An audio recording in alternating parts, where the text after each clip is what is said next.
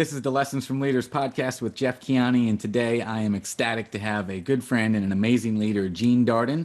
He's a mega team leader with Southern Realty Specialists with eXp Realty out of Birmingham, Alabama. He served in the United States Marine Corps for 8+ years, has built and sold several amazing companies, and spends his time now leading a team of 25 plus and helping them reach and achieve things that they haven't even imagined. And so I can't wait to see what lessons he has to share with us today. So let's get started.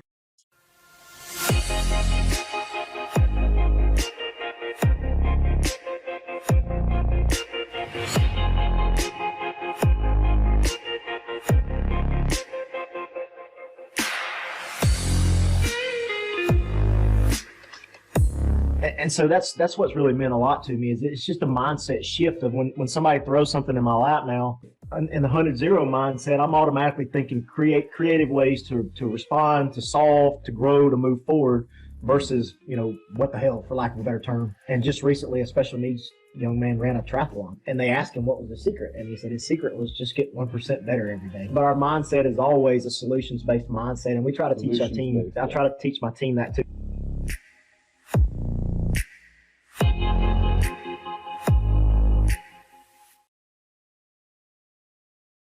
Man, I live out on acreage, and nobody ever comes to my house until we start a podcast, and then some Joe Blow comes down the driveway. That's funny, trying to sell you solar panels or something. Probably. No telling. He'll probably bang on the door in a minute, but I'm not answering it. We good. Let's go. Man, I got to get me some acreage. That's what I'm looking forward to doing next, man. It's fun. It's a little maintenance, but it's cool. It's nice and private. So, man, like I was saying, Gene, I appreciate you being on the Lessons from Leaders podcast. Look forward to, to talking to you today and picking your brain a little bit about what lessons you've learned along the way. Why don't we kick things off, man, by just sharing with our listeners a little bit about the leadership roles that you currently play in life. I know you got into real estate in 2009 after, I think, successfully selling a business that you had built over the course of 9 years. And we mentioned some other things about you earlier in our introduction, but why don't you share a little bit, like I said, about the leadership roles that you're playing today?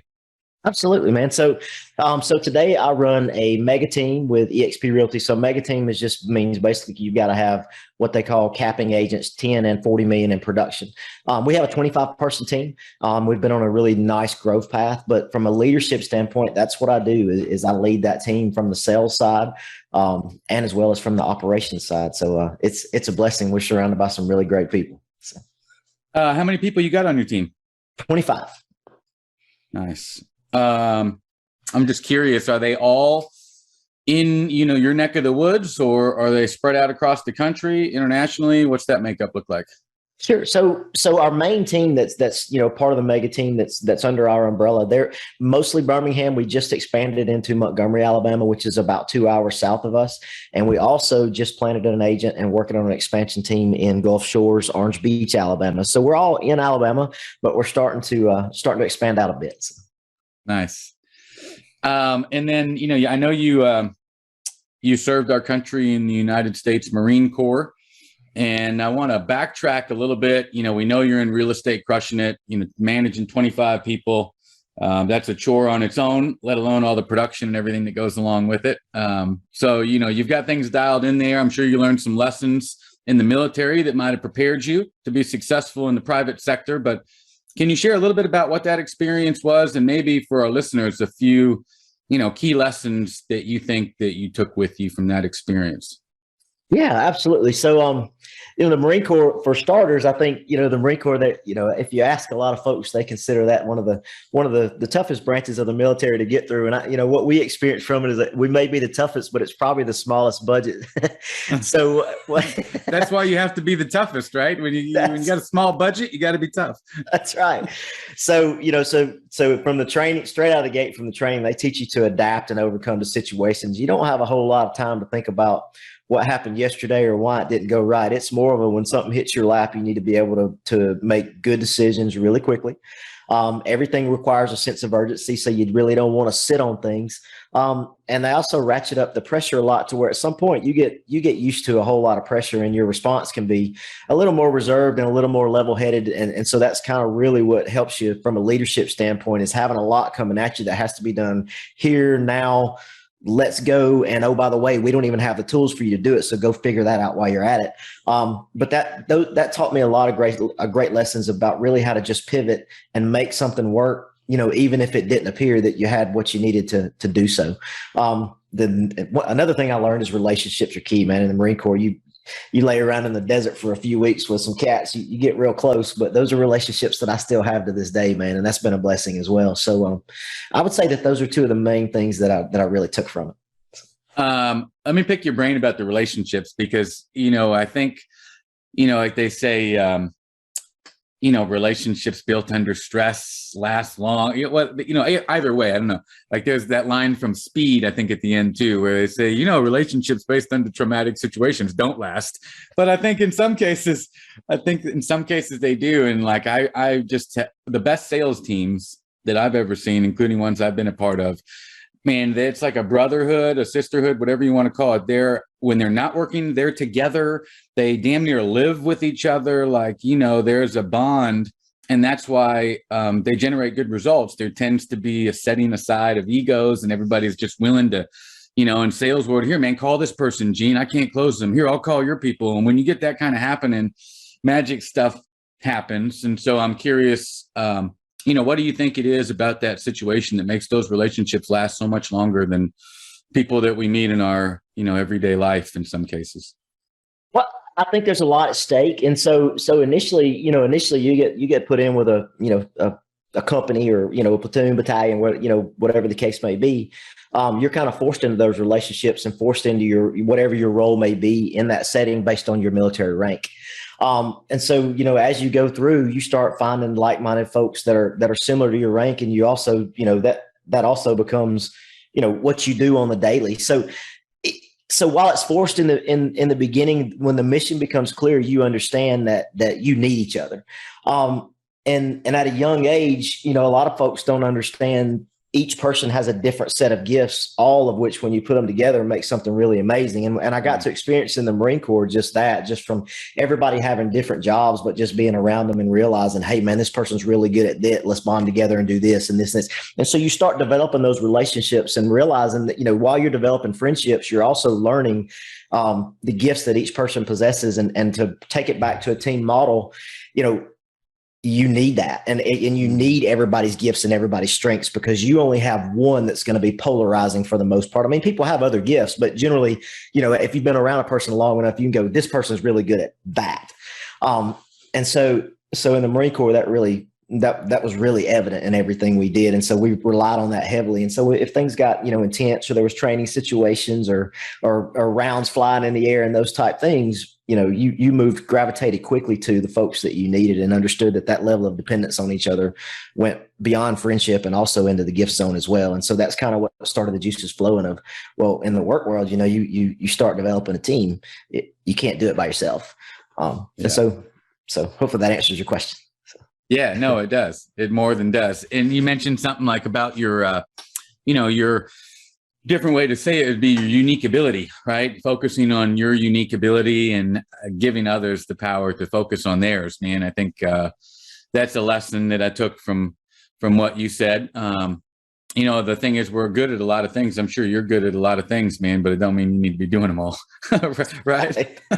You're probably really good at one of those things, and the other ones, somebody else probably could do it just as good or better. So, man, it's challenging in the military, of course, and then you transition to the private sector. You get a team of 25 people. I was talking to an agent on Monday who was just clearing the air a little bit about frustrations with, some of her team members, and just kind of generalization was made about agents that they're kind of hard to manage sometimes, and they tend to not necessarily always want to, follow directions that you might give, or if you prescribe some training or something for them to do, sometimes they don't do it, and they kind of just they're entrepreneurs. Let's face it. They want to do stuff on their own when they want to do it, and they don't want to be told when and how to do it. And so I'm curious on how you approach those challenges leading 25, and I'm sure by the end of next year will be, 100. How do you approach those challenges?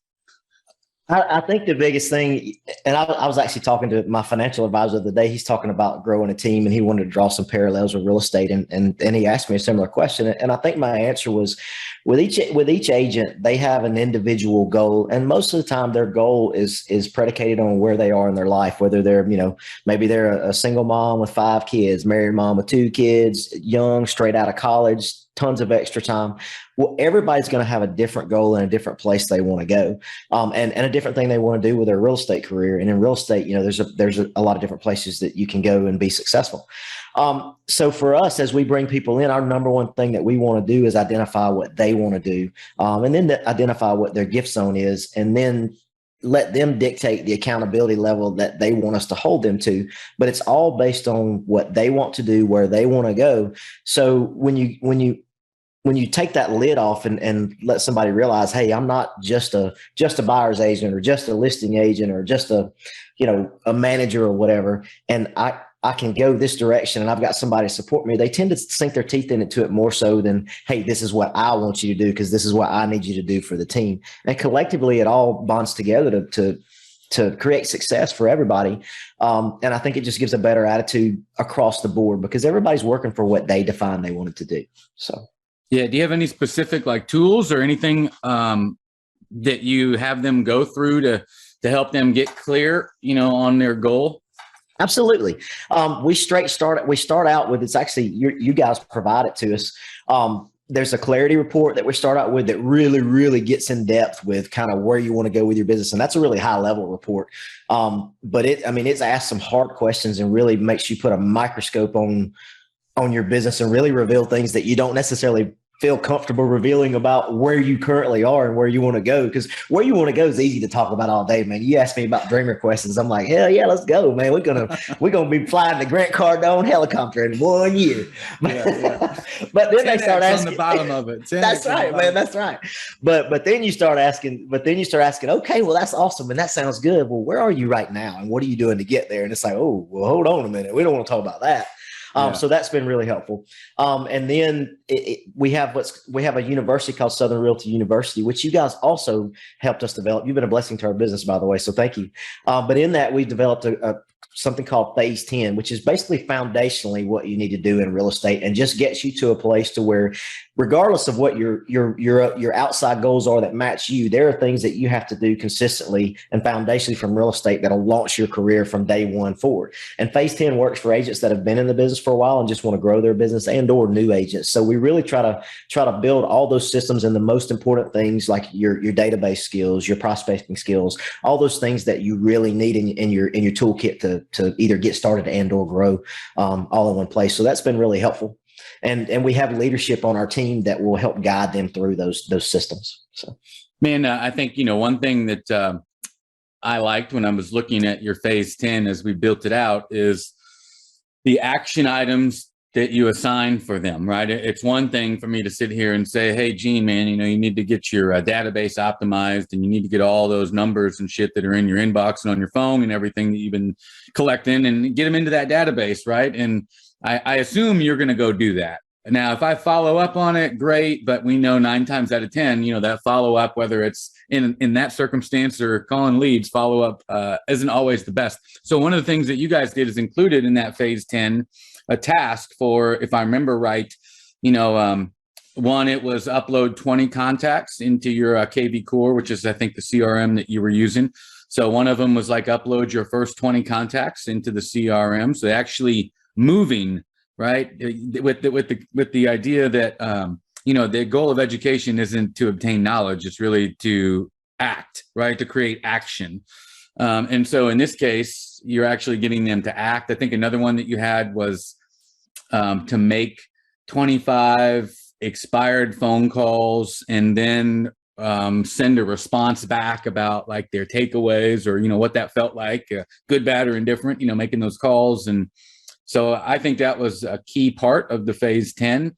that if I was on the other side of it, it would hold me accountable, but also it would engage me. You know what I mean? So I felt like I was contributing to the process and not just sitting here listening to stuff, Absolutely. And they feel a level of accomplishment just from, we'll post, hey, so-and-so completed, phase 5 of the phase 10 program, and they've gotten to this piece and those type things. And like you said, man, if you give somebody a checklist, and we try to do it every day on the day-to-day, not just phase 10, of identify the 5 things that are going to push your business forward that you've got to accomplish today.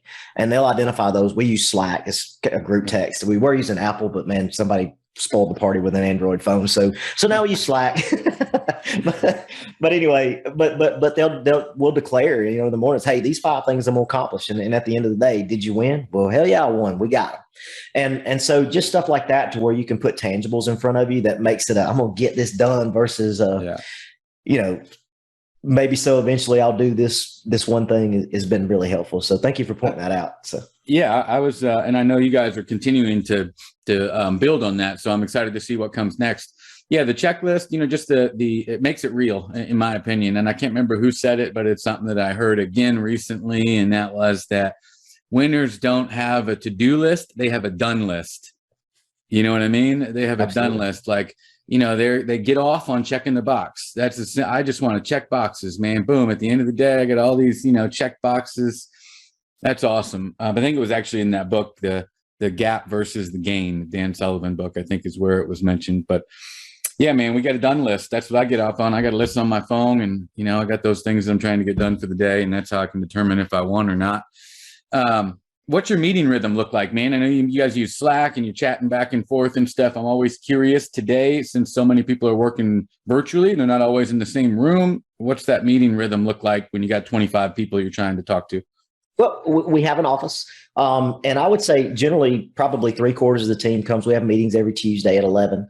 And then we also have live feeds into our meeting that goes out to everybody that can't make it, because it's not mandatory. But what I found is if we add value in each meeting and give them something they can take away that's a tangible that they can advance their business with, they're going to show up online or in the meeting. It's just keep adding value. So I meet with the whole team on Tuesdays at 11. I meet with our leadership team and our operations team via virtually Mondays at 10 and 11, just to kind of, and we'll prep for the meeting for information that we want to roll out to the team. And then just obviously take care of in-house things. So we're not super meeting heavy, but we do meet leadership team on Mondays and team on Tuesdays. So. Yeah, that's good. So I'm sure, everybody likes that. It's important to continue to develop the culture, I think, man, and getting face to face is important. I know one of the things that's part of your core values, and something we always talk about, is the 100-0 mindset. And I know you've adopted that and made it your own. So I'd love for you to share a little bit about what that 100-0 mindset means to you. Maybe you can start from kind of, when you were first introduced to it and what it means to you. Sure. Well, I was first introduced to it, and it's kind of what I call a solutions-based mindset in the Marine Corps, as far as what the mindset was and where you wanted to go. But when somebody actually defined what it was to me, was actually the first time I got on a call with John Kitchens, and we were talking about him coaching him and you guys coaching our team, helping us, all those things, which has been amazing, by the way. And I actually watched a video from a cat named Albie Stasic, who does a really good job up in Ohio with real estate. And he was holding this sticker up, said 100-0. And I said, well, I want one of those. And then I watched the video about what it meant. And I was like, well, it's cool.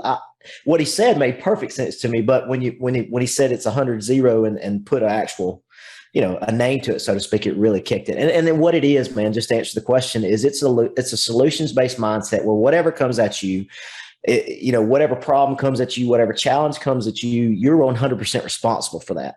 And so you have the option to dwell on something that should have been done, or you have the option to create a solution to move the needle forward. And so you want to 100% take responsibility, and at the same time, always be in a solutions-based mindset so you can keep the needle moving forward, focus on the things that matter, and keep everybody going in a direction they need to be. And that's a pretty free, it seems like it's like, man, why would I want to take on all that and take responsibility for bad things that have happened to me, or this or that or the other? That just seems like a heavy way to go. And I'm like, no, it's actually the opposite, man. It's freedom, because I don't spend a lot of time pissed off at whatever. I just immediately go to, all right, here's what we need to do to fix this. Here's where we're going next. And they're like, well, what about so-and-so or this or why I don't care. here's where we're going, And so that's kind of how I view it. So, when we talked the other day, we hooked up a little bit and talked about what we were going to maybe talk about here on this episode. You brought up a story that you had seen recently, about somebody who just completed, I think it was a triathlon, and they gave a reasoning on how they were able to do it. And I thought that it was pretty profound. Do you remember what that was? It was, man. And that was kind of our team adopted this young man's mindset. He was a special needs young man. He had Down syndrome, and he did triathlon, and not only did it and completed it, but did really well. I mean, it was competitive. And they asked him, and he was one of the first, I mean, don't quote me on this, but I think he was the first special needs person that was documented to actually complete the length of triathlon, the level of triathlon that he did. And I just found that amazing. And I watched an interview, and, the one thing they said was, and it was, and every answer he gave was super simple, which I think is so important. And they asked him, how'd you do this? He said, I just got 1% better every day. That was my goal. Do something that makes me 1% better every day. And that was the most simple, clear directive that and I just found that it was just so profound, even though it was so simple. And so our team adopted that. And we had a young lady on our team that had a special needs daughter. And so that's kind of in those conversations is how we discovered that article. But it was really cool. So now we're all running around with a bunch of shirts that say 1% on the back. So everybody's like, what does that mean? Everybody thinks y'all are a biker gang or something. Yeah. If we're at happy hour, we're giving 1% right now. But if we're at work, we're getting 1% better every day. Yeah.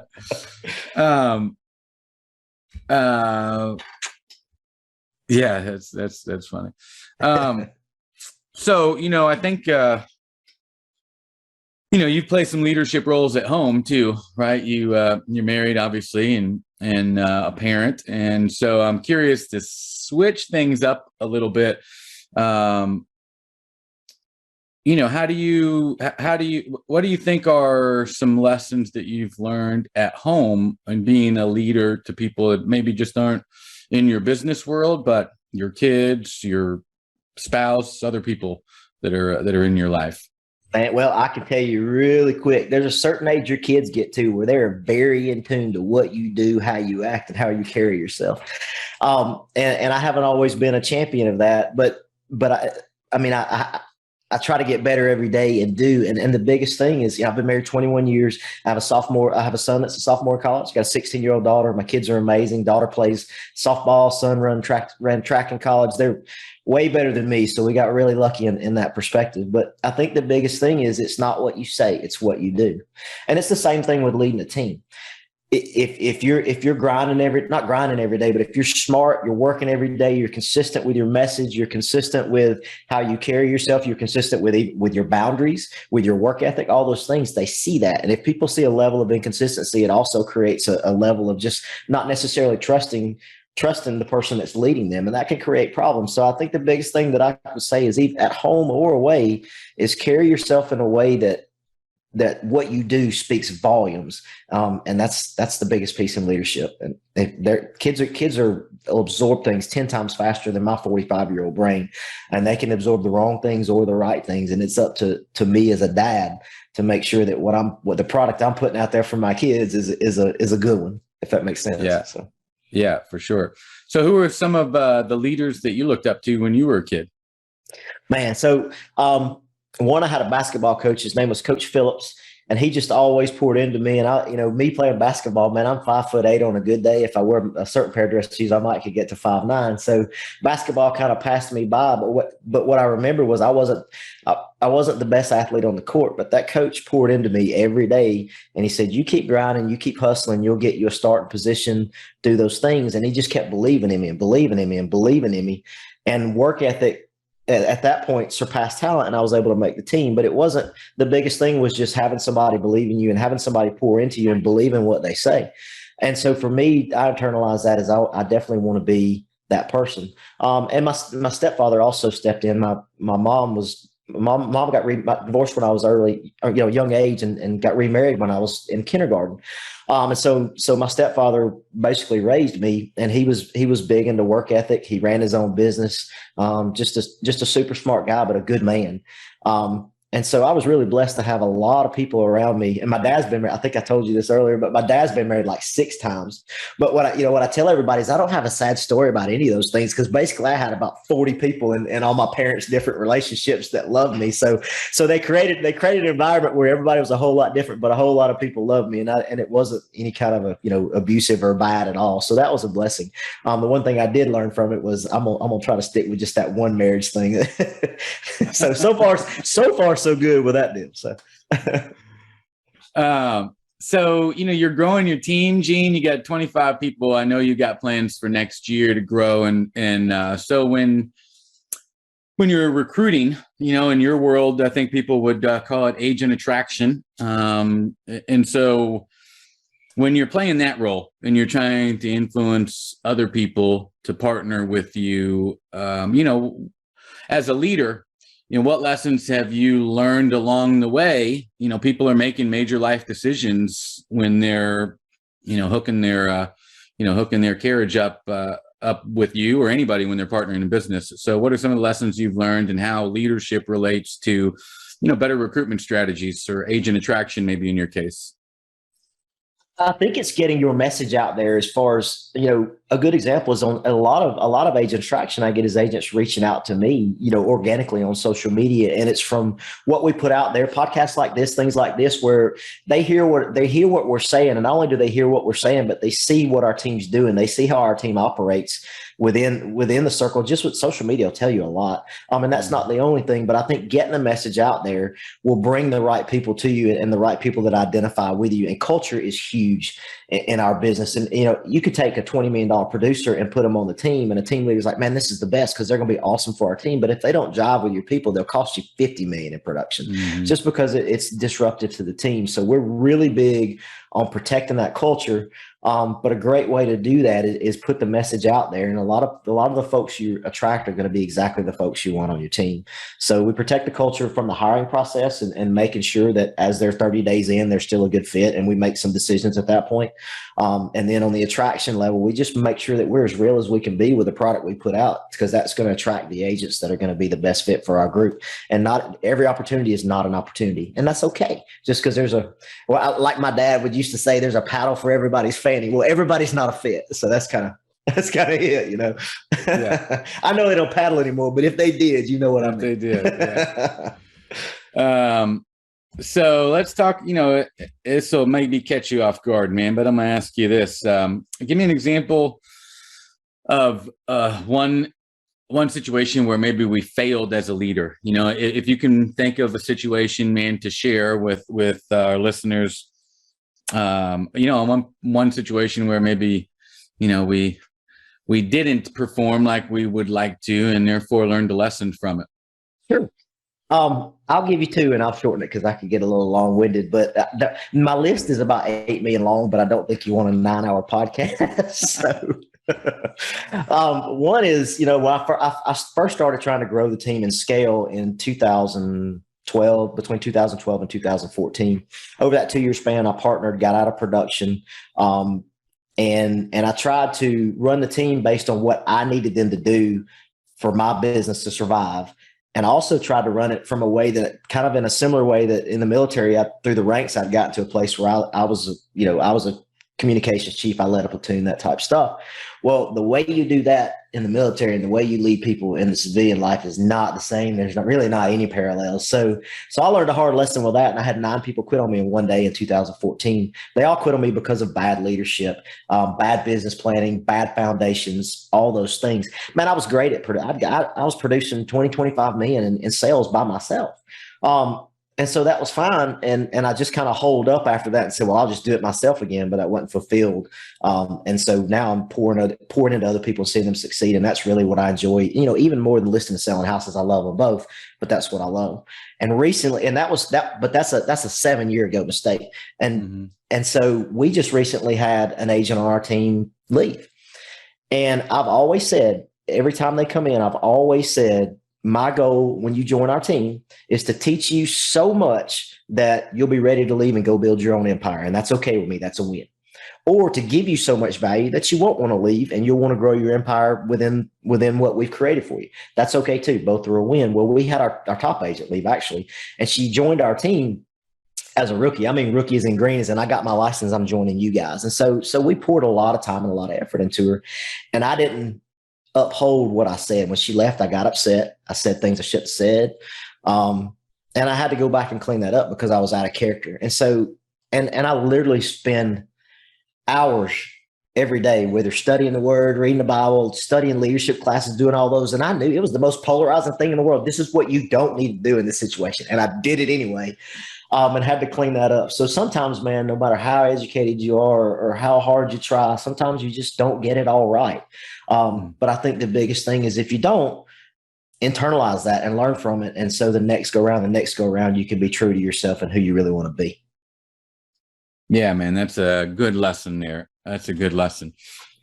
So out of that, you I know have developed some principles that are kind of the foundation, you might say, for your methodology, and kick things off. I'll go over the first one and you can expand on these, but I know, we talked about 3 principles that kind of summed it up for you. And the first one was know your numbers. And 2 and 3. Why don't you just explain a little bit about what those are? Know your numbers, protect your culture, be inclusive. Explain what those principles mean to you and just expand on that a little bit. Sure. So it's important to me to create an environment where people see that the sky's the limit, me included. So the know your numbers part, as the leader of the team, I've got to know that we're at a certain level of profitability and the needle's moving forward. That's just business 101. And so when I started coaching with John Kitchens, we got down into the finances and into the weeds and realized how messed up that was. My theory before was, oh crap, man, we don't have any money. I'm just going to go sell more houses. And that's cool and all until you get a little further down the road, and that can add a little stress to life if it's not necessary. So we revealed where money was going, what was going out, what was coming in, what was profitable, what was not profitable, what needed to be on the chopping blocks, what didn't, those type things. So I can take an eagle's eye view of our business. And that's really helpful in making decisions from a CEO level and not the hustler of, I just need to go sell houses level. So that was number 1. Number 2 is protect your culture. And we touched on it a little bit earlier. It's just the folks that join your team, while none of us are alike at all, we all work really well together. We stand in the gaps for each other. We all have a servant type mindset, and we all have a vested interest in each other's success. And we leverage our numbers to create success for each other. And if we get somebody in the team that's maybe not coachable or wants to go their own way, well, that's okay. They're just not a fit for us. So they can get very disruptive in the team, and one person can turn into a 10-person disruption really fast. So we do our very best to protect that. And the third thing is the individualism, and that's really just everybody has different goals. Let's build a plan around your goals, and let's hold you accountable for what you decide you want. And let's grow that. And in addition to that, not only do that, but lead you to a place where you never thought you could go. And that's what's most satisfying to me, is being able to take them from, this is what I want to do. And most people, you'd be surprised. Most agents that come to me, they don't give you big, huge goals. They give you goals that they could blow out of the water. And so you're just like, okay, we're going to go with this for a minute until I lead you to a place where you realize there's more. And then we're going to raise that bar. But it's pretty cool to be able to experience somebody doing something they didn't think they could do. Yeah, for sure. And you being along for that journey, man. Yeah. So, absolutely. So you mentioned earlier, simple. You were talking about, the saying, I got 1% better each day. And you said that it was simple. And that was something that was really important to you, the fact that it was simple. And so tell me what you mean by that. Why is it so important for it to be simple? Well, I think that you've got certain personalities that are challenged with it more so than others, but certain personalities want to think about stuff a lot. And oftentimes they'll think about things so much that the opportunity is long gone before they ever get to the point of acting. And what we really try to do is teach, hey, go, be simple, just go, execute, drive. If you mess something up, we'll clean it up and fix it, but just don't overthink things. Be a doer. And being a doer is pretty much, it's pretty much a simple thing. It's just like, hey, if this comes across the desk and it's an opportunity, let's go do that. And instead of overcomplicate it and going, well, I need 8 tools to take care of this one opportunity. we try to get past that and go attack the opportunity, and it'll reveal the tools you need. Keep it simple and grow from there. Don't think about it for 9 days, and 7 days ago the opportunity is already long gone while you're trying to develop tools that you don't even know you need or don't need. So I think it's just not being afraid to step out there, attack opportunities, use the people around you, use the leverage around you, and go after it. And then what you need to further add value or further complete that task will reveal itself. That's a great way to put it, man. Yeah, just go after it, and then what you need will reveal itself. That's a great way to put it. I heard somebody, it's similar, but I was listening to a book about creative work, and the point being made was that work creates the creativity. It's not the other way around. In other words, people will sit around and go, man, I need to, write this article, or I gotta, come up with this headline, or whatever it might be. You sit there and say, I'm gonna wait till I get in that mode. I'm gonna wait till I get in that creative mode, right? When in reality, the argument would be that when you sit down and get your hands moving on the keyboard or whatever, that will actually trigger you to get into the creative mode. So the work creates the creativity, not the creativity creating the work. Does that make sense? It does, and I've never heard it put that way, but I'm gonna use that. Dude, I mean, it's for real. Like, you can see it, like that thing that you're just, man, I don't even know where to start with that. I got to get it clear in my head first. I'm not ready to sit down and start doing this, but you forced yourself to, and then all of a sudden, like, the idea starts to get clearer and everything. And meanwhile, I'm sitting here waiting on this magic moment to come when I'm in the zone. You can get yourself in the zone by just getting it, going through, first things might not be good, but you'll create it as you're doing it rather than sit around and wait. Yeah. Anyhow, man, and so to me, I see the similarity between that and what you were talking about. You go after it, and the tools and everything that you need will reveal themselves as you run into them, rather than sitting there and try to contemplate this and that and the other and a bunch of hypotheticals, right? Where no action gets done. Guaranteed is that whether you win, lose, either way, you'd make progress, right? Absolutely. One way or another, you would make progress, even if it's just one step forward. You're still guaranteed to make progress if you follow your advice. I've never made a comment about an athlete that was in the zone that wasn't playing the game. Yeah, right. Yeah, exactly. Like I didn't show up in the zone. Right. I didn't like put my lace up my shoes and go, man, I'm in the zone tonight. That's right. That's right. Man. So, and it probably comes, you get into the zone after you have 4 or 5 bad brick shots. That's right. That's right. Oh man. So what advice? We'll wrap things up, man. And anybody who's listening who has some aspirations to build a business in real estate, or whatever their goals might be, what's some advice that you might give somebody new starting out in real estate, or maybe just an entrepreneur starting out in business in general? What's the advice that you'd give somebody at the starting line? Be patient. I think most of your entrepreneurs and leaders are going to have a D personality, which is kind of a driver personality. And a lot of things in the past, I would implement something that I've seen successful with other groups. But what I didn't talk about was the timeline it took for it to become something that bore fruit. And so be patient, give things time to materialize. The second thing would be a servant leader. Understand your people, know your people. Every one of them's got a different personality and different needs. And that's okay. Not only is that okay, that's good, because that allows you to get in there and meet them at their point of need and take them where they want to go, and be that person that truly can answer the what's next. I don't think you can answer a what's next question and lead somebody if you don't know who they are, what type of personality they have, and where they want to go. And so diving into quality relationships and being able to have that understanding will allow you to be able to do your job much more effectively. And so where can people find out more about what you got going on at Southern Realty Specialist, Gene? Man, well, I tell you what, I use this in a listing appointment, because it's won me more listing appointments than anybody else. And what's cool about it is you'll go in and they'll be like, where can I find you? What can I do? And I said, you know what? We're in an appointment together. And what I would love for you to do is just Google my name and then Google the other agent's name. That'll give you a clear picture of how much they're out in the marketplace, what they're putting out, and who you'd like to do business with. And it's amazing how many times that, we're blessed to have a really good internet presence. And that's just kind of something that's really important these days. And so it's amazing how many times that won me the listing appointment. And so to answer your question, man, if you just Google Gene Darden, GeneDarden, you can find me in about 80 different places. And I promise you, if you hit the message board, I'll get to you for sure. So. And you got a podcast that you're doing too, man, right? Where can we find that podcast? What's the name of it? Yeah, it's called The Real Estate Gene. You can go to therealestategene.com and that'll connect you to Apple, iHeartRadio, Spotify, just whatever medium you use to listen to podcasts. If you'll go to therealestategene.com, then it'll link you to your spot. So. Awesome, Gene, man. I appreciate it. I got a full notepad here and notes, man. I appreciate you taking the time to join us on the Lessons from Leaders podcast, and thank you. Yeah. Well, can I say something about your group too, man?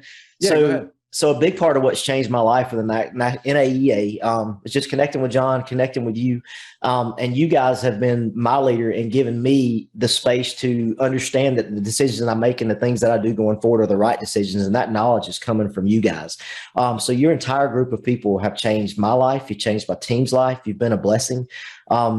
And you know what you're doing, and you're my number one trusted advisor in real estate. So for you to have me on this podcast means a lot to me, and you guys are a blessing. So I just wanted to thank you. Well, thank you, man. You're a blessing for us too, man. We are, proud of everything that you're doing, and I will share all that with the rest of the team because everybody plays a part in it, man. And I appreciate it. I'll see you, I think, here soon. If you're not coming in town for our next event, we'll see you soon. And everybody, we'll see you guys on the next episode of the Lessons from Leaders. See you, brother. Appreciate having you on, Gene, for the Lessons from Leaders podcast. How you doing? Good. You want me to put this dog out real quick before we start? Yeah, go ahead and put the dog out. Sorry, man. It don't matter if I can't hear it. I like dogs.